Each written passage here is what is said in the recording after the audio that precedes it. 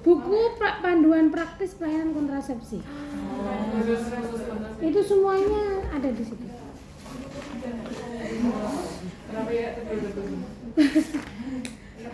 Ini anu banget, lengkap banget. Ini juga dari BKKBN soalnya.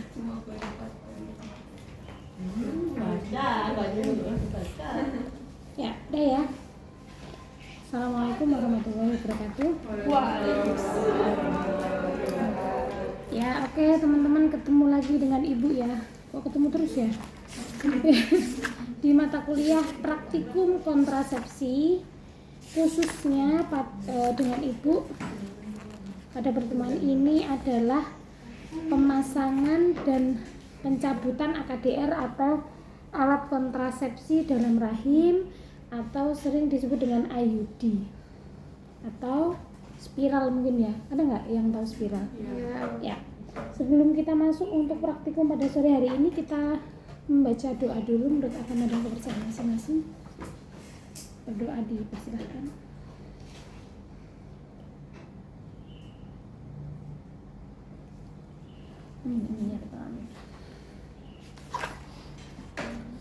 Oke, karena teorinya belum masuk, jadi Ibu sedikit menyinggung ya terkait tentang IUD itu adalah mana ya punya? Di bawah Ibu. Ya. Terima kasih. Yang panggulnya? Yang setengah panggul? Setengah panggul. Setengah? Yang bisa yang buat orang lahiran, yang buat alat dua. Yang vaginanya terpasang ya, Dis. Yang bisa nanti bisa dipasang buat spekulum.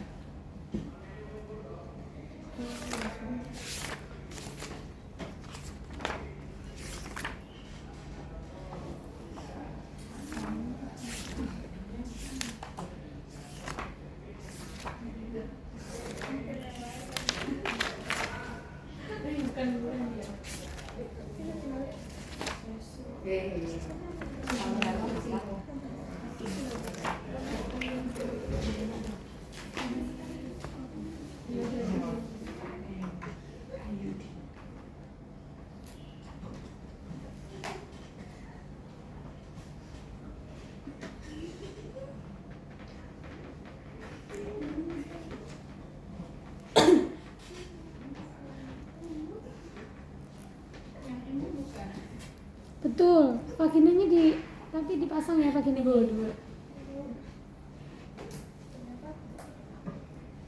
Itu juga nggak apa-apa, Dis. Itu aja, itu yang satunya aja. Sini.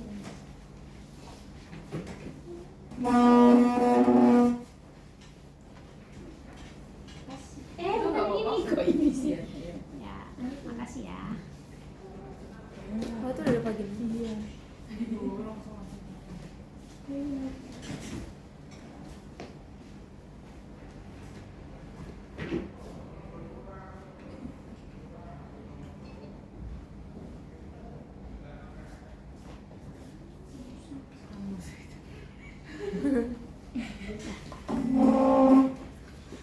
Ya, AKDR ini sendiri itu adalah alat kontrasepsi yang menggunakan alat ya.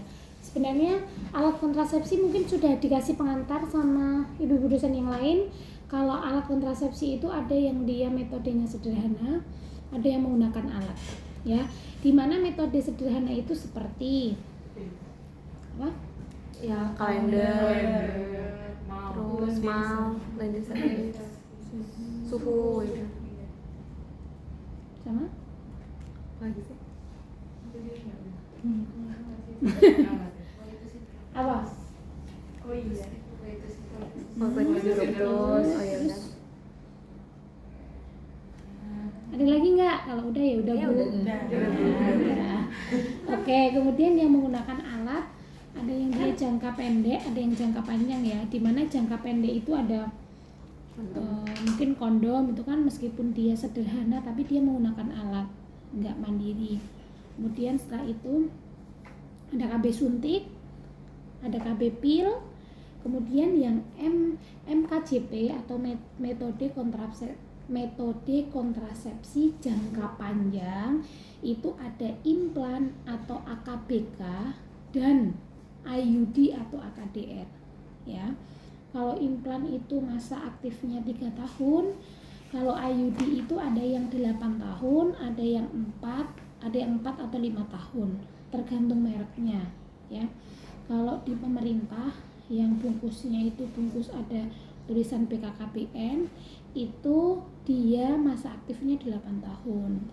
Tapi kalau yang IUD seperti ini dari andalan biasanya lebih pendek, 4-5 tahun, meskipun dia harganya lebih mahal. Sekarang satu gini harganya 500.000. Nanti misal jasa bidan atau jasa bidannya biasanya 150-200.000. Jadinya pasang IUD jadi 700.000 ya. Tapi dia efektifnya 5 tahun ya. Sekali suntik 40.000 kali 12 kali 4 kali 48 bulan. 30-40.000 kalikan itu berapa aja. Nah, kenapa dia dikatakan metode kontrasepsi jangka panjang? Karena memang dia masa aktifnya bisa lama. Tapi kontrasepsi ini misal, Bu, lama banget saya soalnya pengen ngasih adik ini 4 tahun, kalau enggak 3 tahun. Wah, ini sewaktu-waktu bisa langsung dicopot, dan setelah dicopot dia langsung kembali subur. Itulah bedanya IUD dengan teknik yang lain. Kalau misal suntik, misal pil, kemudian lagi implan, itu kan memang dia hormonal ya. Yang enggak hormonal kan IUD tok dan metode kontrasepsi yang alamiah tadi, dan pastinya kondom ya. Ini tuh enggak pakai hormon, dia enggak mengkacaukan hormon. Tapi tembaga yang warna kuning ini yang dia akan membuat lendir serviks menjadi kental, sehingga ketika terjadi ovulasi pada ibu, ketika ada sperma yang masuk, dia nggak akan bertemu.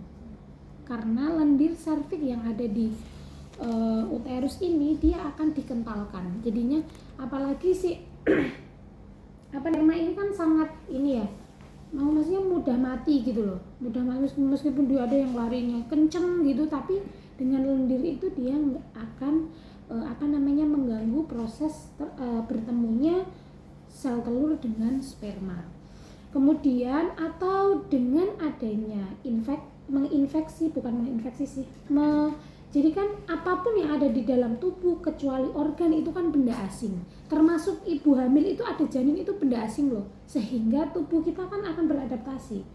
Pun dengan si IUD ini, dengan adanya IUD atau benda asing yang ada di uterus, itu dia bisa menggoyangkan tuba fallopi ketika dia mengganggu ritme goyangnya siapa ini tuba fallopi ketika terjadi ovulasi. Biasanya kan dia lepas terus ditangkap ya. Dengan adanya IUD ini, dengan ion-ion yang dilepaskan oleh tembaga yang ada di IUD ini, dia akan mengganggu, sehingga meskipun dia lolos di sini, dia akan diganggu untuk tidak bertemu dengan sel telur seperti itu. Jadi kalau mohon maaf ada yang meyakini KB itu membunuh calon anak, lah dia aja bertemu aja belum loh. Kan dia itu memang sistemnya adalah mengganggu pertemuan antara sperma dengan ovum gitu. Jadi bukan dia kan ketika dia jadi makhluk itu kan ketika terjadi pembelahan ya. Nah ini bertemu aja belum, masa udah membunuh kayak gitu. Mungkin kita sebagai orang medis kalau misal menjelaskan kepada pasien yang logis seperti itu ya, jangan wah itu keyakinannya salah Bu itu. Nah itu bahasanya medis tapi dibawa ke masyarakat ya. Kemudian selanjutnya kenapa sih ini menjadi program pemerintah ya? Kalau zaman Presiden Soeharto dulu semuanya dipaksa untuk langsung dimasukin IUD, karena kan dulu ada peledakan penduduk ya, nggak bisa dikondisikan karena zaman penjajah. Prajurit ini menghamil ini dan lain sebagainya, akhirnya tidak terkendali dan belum ada alat kontrasepsi, akhirnya semuanya dipasangi IUD tapi bentuknya S. Mungkin teman-teman spiral gitu. ya mungkin ada di Google tuh yang itu dipasangin semua, sehingga banyak banget ibu pas dulu jadi bidan tuh ada mbak-mbak umur 50 tahun, 55 tuh mau lepas IUD lah, pasangnya dari zaman Soeharto. Jadinya ketika ibu keluarkan, tembaganya udah korosi, udah ngieng semua. Ngieng tau nggak? Ya karatan. Ngieng. Nah, atau dia ini yang warna putih ini warnanya udah ya namanya udah dari zaman Pak Soeharto itu kan 98 ya, sebelum 98 sampai ibu jadi bidan tuh 2000, sekitar 2014 2015, dan sampai sekarang pun masih ada ibu. Ketika kemarin S2 kan sambil kerja ya, masih ada si mbah-mbah yang itu ya benangnya udah nggak mungkin lagi terlihat, jadi memang harus lewat USG dan kalau enggak minor kayak operasi minor gitu, jadi emang harus ada tindakan kayak gitu. Nah itu adalah pembelajaran yang teman-teman harus sampaikan ke pasien. Ketika ini masa aktifnya 5 tahun atau 4 tahun, biasanya ibu majukan 3 bulan dari jadwal 5 tahunnya, karena kadang pas itu dia udah mengalami korosi. Nah itu juga mungkin menjadi salah satu ketika orang menggunakan spiral atau menggunakan IUD itu dibilang wah ini besok pasti jadi tumor, ini besok jadi kanker. Karena apa? Karena dia melewati batas waktu, sehingga kan bukan lagi ion yang keluar, tapi verum si keratin tadi yang menginfeksi di lingkungan endometriumnya kan, seperti itu. Kemudian selanjutnya adalah kenapa di sini itu tulisannya itu CU ya, CU semua ini adalah tembaga. Kalau teman-teman dulu belajar kimia ya, cuprum ya tahu ya, cuprum di tabel kimia itu dia akan melepaskan ion-ionnya yang akan mengganggu kerja di sekitaran serviks ya. Sangat efektif, sangat reversibel, karena sekali pasang udah nggak kontrol-kontrol lagi, bisa kontrol lewat USG ya. Kemudian yang dari andalan itu ada 2 bentuk. Yang pertama itu yang bentuknya seperti ini ya, atau seperti ini sama. Yang paling beda sendiri ketika bungkusnya warna kuning. Ini untuk si rahim yang rahimnya itu pendek. Kalau dulu kan ada alasan ya ketika Mbak saya nggak dipasang IUD karena rahim saya pendek kayak gitu. Nah sekarang udah ada andalan, udah lama sih andalan itu memang dia memodifikasi IUD untuk memfasilitasi ibu-ibu yang rahimnya pendek. Karena kadang sering juga ibu ketemu pasien dia katanya disenggol suaminya aja udah hamil, saking gampang hamilnya ya. Terus mau pasang jadi dia takut, misal mau pakai kondom pun bu kayaknya tembus pakai kondom gitu ya. Terus habis itu ketika diukur ya udah bu pakai IUD. Bisa pendek loh. Apa? Rahim Bisa, ada yang rahim pendek, ada yang panjang. Jadi panjang rahim kita tuh beda-beda loh. Nggak semuanya sama. Enggak. Terus habis itu ibu periksa, ternyata rahimnya memang kurang dari 7 pendek itu. Ketika disebut pendek itu 7 sampai 8 cm sih. normalnya berapa? Ya itu lebih dari 7 sampai 8 cm. Kalau kurang dari 7 sampai 8 cm, ini loh panjangnya ini ke sini loh. Yeah. Itu dia beresiko mengalami ekspulsi atau dia akan keluar dengan sendirinya. Karena lengannya lebih panjang daripada panjang rahimnya. Makanya ada modifikasi ini buat si rahim pendek. Nah, ibu ukur ternyata rahimnya pendek. Wah, ya udah bu, pakai ini aja, suntik atau implan. Aku bilang kayak gitu. Mbak pokoknya aku seorang emah duwe anak, anakku telu, misal kayak gitu, anaknya 3. Tensinya tinggi, pusing kan. Nah, kalau nggak ada ini kita nggak akan bisa. Kecuali jalan lainnya adalah dia MOW atau dia disteril. Tapi kadang rumah sakit itu belum mau steril ketika umurnya belum ya 35 atau 40 tahun. Kadang dicek dulu juga kesehatan anaknya. Kalau dia beresiko, kadang khawatirnya udah terlanjur MOP tapi anaknya mohon maaf beresiko untuk misal penyakit kronis atau apa, kan udah nggak bisa hamil lagi ya. Nah ini untuk rahim pendek, ini untuk rahim yang biasa. Kemudian Setelah itu mungkin efek samping dari IUD ini lebih kepada karena dipasang nanti ya huruf T seperti ini, ketika dia kontraksi, ketika menstruasi itu biasanya lebih banyak karena dia kontraksinya di tengah-tengahnya ada yang ganggu, nggak kayak biasanya. Kan misal kita meres meres kelapa gitu ya, di sini ada misal batu kecil aja kita kan nggak bisa meres dengan maksimal ya karena ada tahanan. Pun kayak si AKDR ini ketika dia kontraksi, dan pastinya lebih, kadang kebanyakan pasien itu bilang dia lebih sakit karena dia di dalamnya ada benda asing tadi, lebih panjang siklus mennya, lebih banyak pengeluarannya dan kadang terasa sakit ya, mungkin nanti disampaikan ke pasiennya seperti itu. Kemudian dapat digunakan oleh semua perempuan usia reproduktif. Pun misal dia sudah perimenopause lebih dari 45 tahun, kalau masih haid boleh. Kalau hormonal kan nggak boleh lebih dari 45 tahun karena dia beresiko meningkatkan tekanan darah pada tubuh ibu, jadi beresiko terjadi hipertensi ya. Kemudian yang tidak boleh menggunakan itu adalah ibu yang memiliki infeksi menular seksual karena dia nggak bisa melindungi. Orang yang dengan infeksi menular seksual itu cuma bisa menggunakan kondom karena ketika melakukan hubungan seksual dia terlindungi oleh kondomnya, tidak terjadi pertukaran cairan ya karena dikantongi oleh si kondom. Kemudian selanjutnya adalah sebenarnya sekarang ada ya IUD yang hormonal. Besok ketika teori ibu sampaikan, kita lebih fokus ke ke prakteknya. Kemudian mau tanya, tadi kan ibu bilang tidak boleh menggunakan ibu.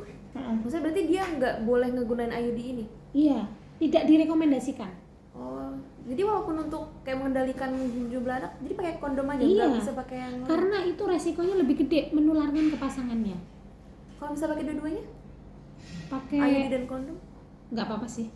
Jadi sebenarnya nggak masalah kan IUD? Nggak apa-apa, dia cuma orangnya nggak apa-apa, cuma penularannya itu loh, khawatirnya menular ke orang yang berhubungan itu loh. Kan kadang orang, mohon maaf, ketika itu kan faktor risikonya kan berganti-ganti pasangan. Nah khawatirnya berganti-ganti pasangan itu ya dia nggak pakai pelindung malah menyebarkan penyakit kemana-mana gitu loh. Sebenarnya nggak masalah dengan IUD dan penyakitnya, cuma itu lebih prefer ke biar nggak terjadi penularan. Kemudian selanjutnya adalah keuntungannya tadi ya, sangat efektif. Kemudian efektivitasnya dia itu 99,98%. Jadi sangat efektif ketika pemasangannya tepat. Kadang pasien itu datang malamnya hubungan seksual nggak pakai kontrasepsi, pengen paginya langsung dipasang kontrasepsi. Itu kan tadi malam siapa tahu spermanya udah ketemu sama ovum kan? Nggak bisa. Kemudian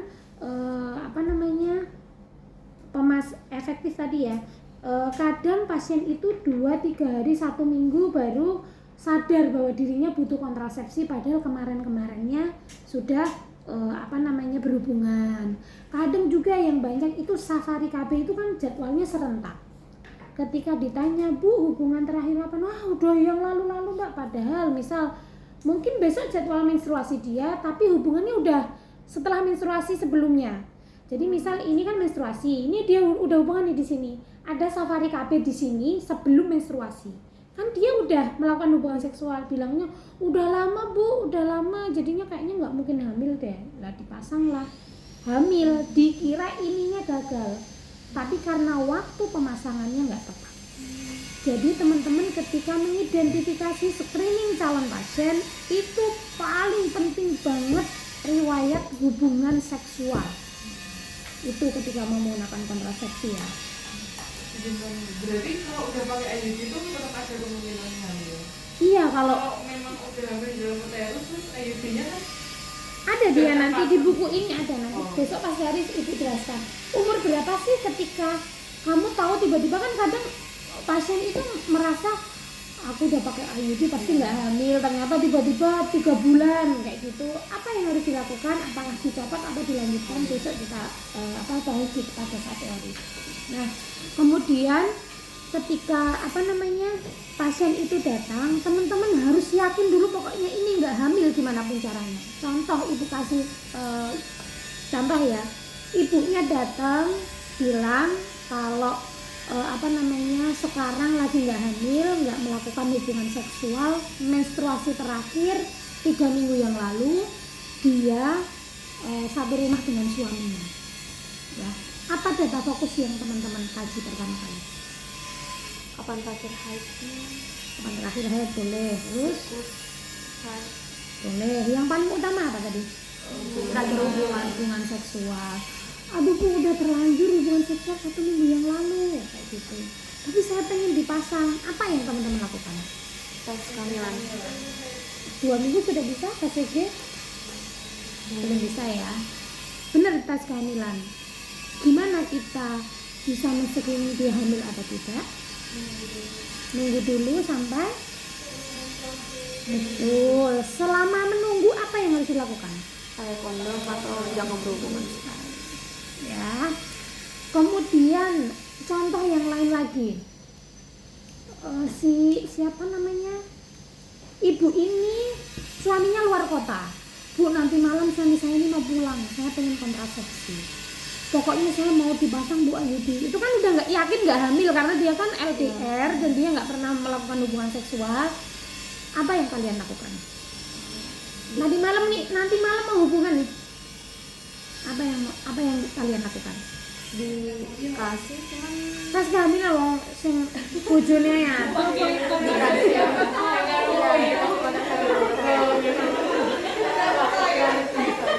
Bener ya, bener. Oke, tapi udah yakin banget nih, pokoknya enggak melakukan hubungan seksual. Wah, sudah aja nih bidangnya.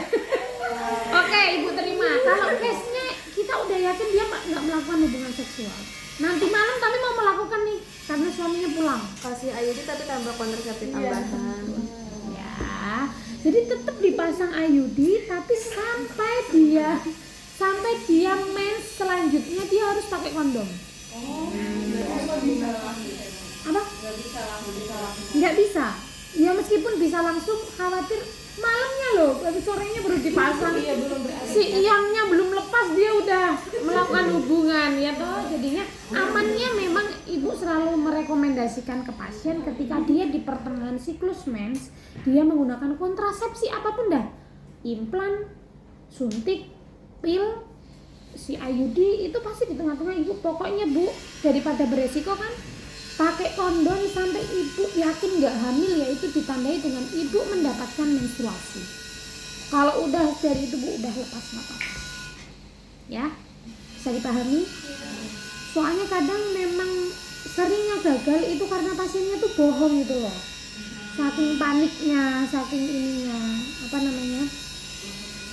saking pengennya ini ya. Kemudian keuntungan yang lain adalah efektif dan tidak perlu lagi mengingat-ingat. Teman-teman sudah belajar KB pil? Ya, kalau KB pil itu ya teman-teman, masa aktifnya 24 jam bulat loh, nggak boleh lewat 1 menit pun. Jadi kadang pasien datang, macam-macam pasien datang deh. Bu, saya ini udah pakai pil, udah 3 bulanan nggak hamil, kok ini bisa hamil ya Bu? Kira-kira kenapa? Padahal saya loh Bu, setiap malam nih saya minum Bu. Kira-kira apa yang teman-teman tanya? Sesuai jamnya, Betul sekali. Itu kasus yang sering banget. Dia bilang udah minum, ya malamnya jam berapa? Pokoknya setiap malam, ya malamnya jam berapa? Ya kalau mau tidur ya jam 8, jam 9. Wah ini udah, ya memang dia udah nggak efektif lagi kalau lewat, apalagi 1 jam. Itu sangat beresiko sekali. Jadi minumnya harusnya beberapa menit sebelum gitu apa gimana? Ya enggak, kalau jam 9 ya jam 9 terus. Kalau misal 1 menit sebelum ya nggak apa-apa sih. Kalau bisa proses lagi minumnya. Iya. Toleransi. Ya. Pusing bidangnya, iya nggak apa-apa, bagus. Ya dimajuin lah, siapa tahu minumnya gek gitu ya. Saking lemah lembutnya, kamu mau diminum nggak gitu ya. Pokoknya intinya dia itu tertelan di jam yang sama daripada minum kan siapa tahu minum jus dulu gitu ya mungkin ya. Oke. Jamnya harus sama. Nah, tapi kalau IUD ini enggak. Ketika sudah dipasang, kontrol satu kali biasanya 3-5 hari apakah posisinya itu sudah masih intrauterin atau di dalam uterin. Itu kalau misal udah oke, udah nggak usah, kalau nggak ada keluhan nggak usah kontrol, nggak apa-apa. Atau bisa 1 tahun sekali. Kalau pil kan setiap malam, suntik setiap bulan, setiap 3 bulan, implan juga 3 tahun langsung ininya dipasangnya di bawah kulit ya. Kalau IUD ini kontrolnya dan nggak harus mengingat-ingat ya. Kemudian malah saya punya pasien yang dia itu suntik 1 bulan, itu kan nggak 1 bulan loh teman-teman, 28 hari. 1 bulannya 28 hari, katanya wala bu bokong saya sampai beranjang tau nggak. Jadi kayak ada bolong-bolongnya gitu loh, saking tiap kayaknya baru kemarin disuntik harus disuntik lagi lah, tapi ibunya juga suka pakai itu Pak. Enggak sih, tapi makanya dia bilang beranjang itu padahal udah kanan kiri gitu, udah pindah-pindah gitu loh. Tapi mungkin ada bekasnya kayak titik putih hitam gitu ya habis menyuntikkan. Nah itu mungkin dikacain lu kok titik-titik banyak, kadang-kadang yang sampai 5 tahun kadang. Ya jadi besok kan kalian praktek di puskesmas ya, pasti pasiennya lebih beragam dan kalian tolong jangan norak ya ketika ketemu pasien gitu, jangan, karena memang orang-orang pasien di puskesmas itu menarik beda-beda. Misal pasang IUD, wah vaginanya beda lagi gitu. Gitu, jadinya memang kita akan sangat sering membuka bagian wanita. Oke. Kemudian tidak mempengaruhi hubungan seksual ya. Mungkin nanti setelah dipasang ini kan ada benang sedikit ya. Nanti biasanya Bu nanti ya ditunggu sekitar 1 bulan. Kalau bapaknya mengeluh itu ada cekrik-cekriknya, nanti kita tahu wis norak meneh lho. Enggak boleh ketawa. Ya, nanti biasanya kita potong pendek. Cuma kalau potong terlalu pendek itu nanti kita susah ketika mau mencabutnya. Kan biasanya pasien itu kalau udah percaya sama satu bidan, dia akan copot sama bidan itu gitu loh. Ya. Kemudian meningkatkan kenyamanan seksual karena tidak perlu takut untuk hamil ya. Kalau kadang ibu-ibu yang pakai kondom ya atau coitus interruptus, wah kondomnya bocor nggak ya, biasanya kayak gitu. Jadi berhubungan seksual itu sambil mikir-mikir gitu. Kalau misalnya pakai IUD itu kan jangka panjang ya. Kemudian tidak mempengaruhi kualitas volume ASI. Jadi ketika ada namanya KB pasca salin ya. Jadi ketika plasenta lahir itu IUD langsung dimasukkan. Itu namanya KB pasca salin. Nah, tapi bedanya ketika KB pasca salin itu benangnya ini enggak digunting dulu panjang karena dia memang resiko lepasnya itu semakin tinggi karena dia kan masih proses involusi toh. Jadinya dia beresiko untuk keluar bersamaan dengan darah. Nah, kalau misal enggak itu setelah selesai nifas langsung dipasang. Ya. Jangan melakukan hubungan seksual dulu ya Bu ya, dipasang pengaman dulu kayak gitu. Karena kenapa nggak boleh KB suntik, KB pil dan implan? Karena di situ ada estrogen. Estrogen itu ketika naik, oksitosin akan turun, prolaktin akan turun, jadinya mengganggu produksi ASI. Ya.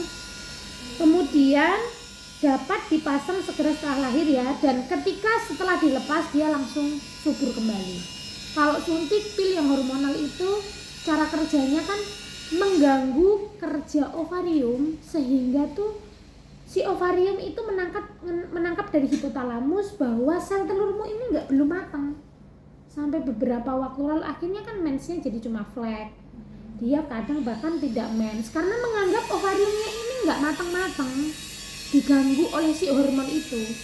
Sehingga ketika pasien tanya, Bu kalau saya KB kayak gini menstruasi saya lari kemana ya Bu ya?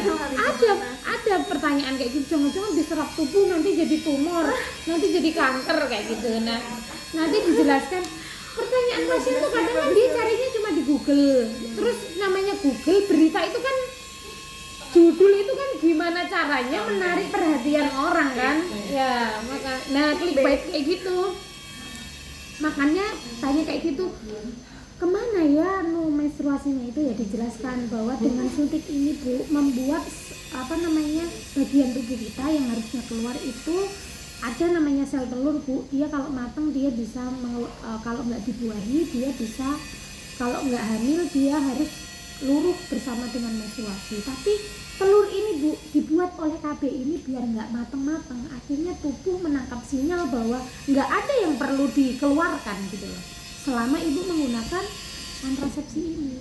Jadi logikanya adalah semakin lama menggunakan hormonal akan semakin carut marut hormon yang ada di tubuh. Makanya hormon KB hormonal itu hanya direkomendasikan 5 tahun, lebih dari itu nggak boleh. Tapi kadang pasien ya banyak yang nekat. Makanya KB hormonal itu setelah dia berhenti belum tentu besoknya dia langsung mensnya bagus.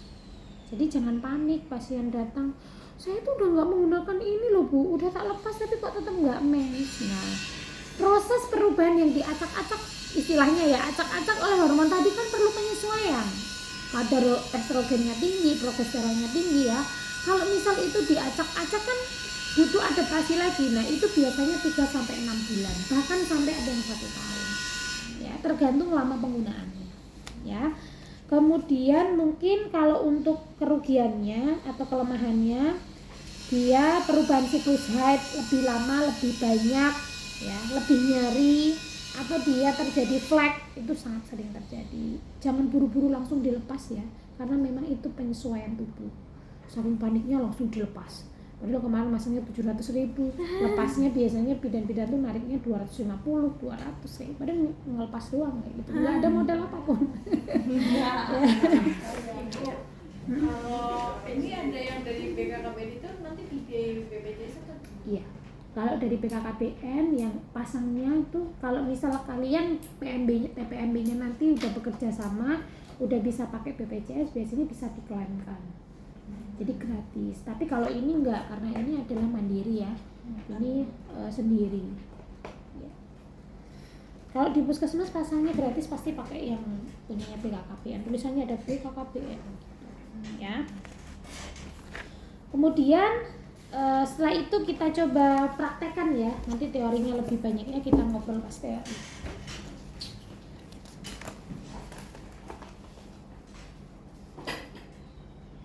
Ini boleh digeser nggak Kim? Apa mejanya? HP-nya. Biar kalian bisa lihat. Oke. Ibu ada sini ya. Kalian kalau mau lihat bisa di belakang. Situ.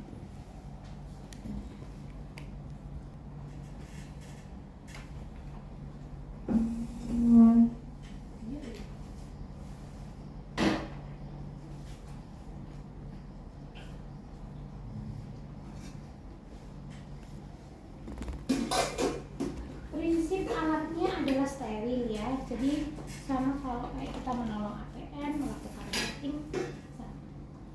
Wah, alatnya nggak ada yang benar nih. Ini alat apa ini? Saya Bu nggak terus. Cuma ini aja yang benar. Apa tuh? Sarung tangan, spekulum. Nggak ada ya Bu, nggak ada tulisan alatnya, ini kan baca sendiri. Oh iya, kelompok kemarin kan tak WA ya alatnya ya. Ya tak WA. Lupa.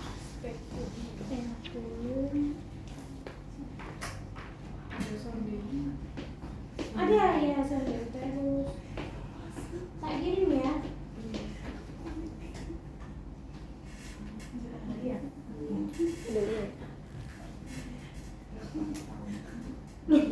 Ya semester 1.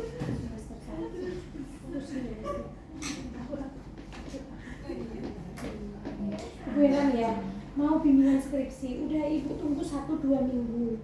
Selalu yang mana schedule mahasiswanya. Ya ibu tungguin sampai sore. Jangan kayak gitu ya Mas ya. Nanti mood dosennya udah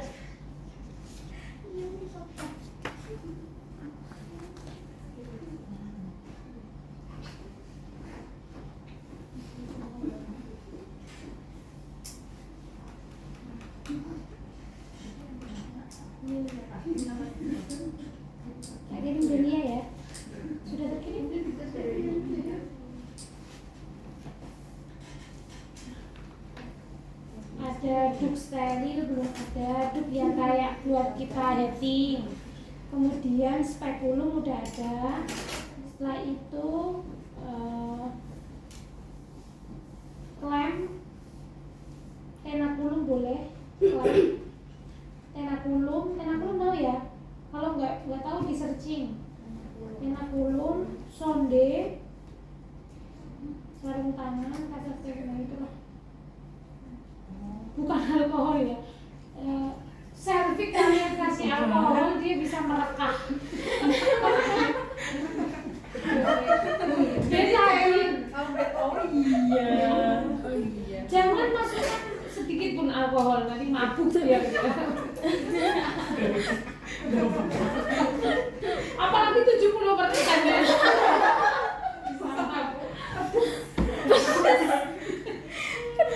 Ambil ya, nggak cuma satu orang biar cepet